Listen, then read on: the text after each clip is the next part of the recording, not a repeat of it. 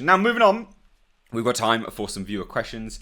If you want to submit your questions to me, please do email them to me, mrhreviews@gmail.com, using the subject line, The Wrap Up. And hopefully, if we've got time at the end of each of this daily show, I can get to those questions and get your questions answered for you. So let's take a look into the mailbox today.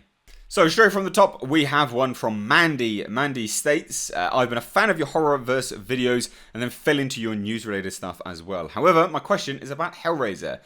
No worries. Thank you so much for the question, Mandy. And thank you so much for support on the channel. So she says, I've loved these films for well in excess of a decade and I rewatch all of them, save Revelations, at least once a year, with my favourites being picked up off and on across the year when I get an itch. However, I did not find the Hellbound Heart until much later. I never even thought to see if it was based on anything, which has something to do with the fact that I picked up on the series when Hellseeker came out. Interesting.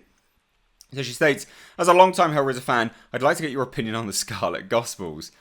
Personally, I felt that it was a cop-out. I felt that Clive turned his own narrative on its head. There was no Leviathan, the whole structure of Hell had changed, and the Hell Priest seemed very changed from Hellbound Heart, from a loyal soldier of Leviathan to a power-hungry Lord of Hell seeking a throne. While I know that it is technically canon, I do hope that the new theatrical remake does not include this and sticks with the love created in Hellbound Heart, the lore created in Hellbound Heart, and perhaps some in the comics. What do you think? Thanks for taking the time to read this. Well, look, Mandy, I'd hasten to agree with you. From the Hellbound Heart to the Scarlet Gospels, there was definitely a change in how Clive perceived the world.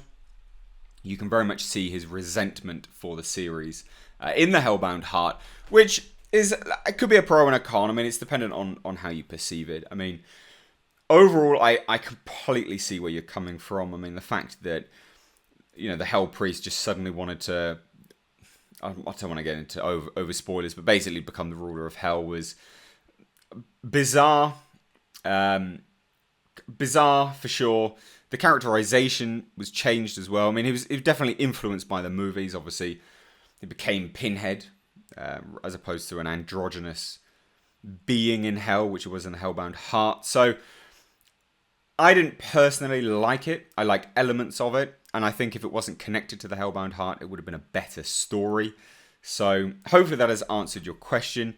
But in terms of the new one, yeah, I hope they don't reference it at all. I'd hope they would just come up with something kind of new and original, or at least take more from the Hellbound Heart than they do the Scarlet Gospels. But again, thanks so much for your question. And again, as always, guys, if you want to submit yours, chuck it on over Gmail, mrhreviews@gmail.com, using the subject line, The Wrap Up.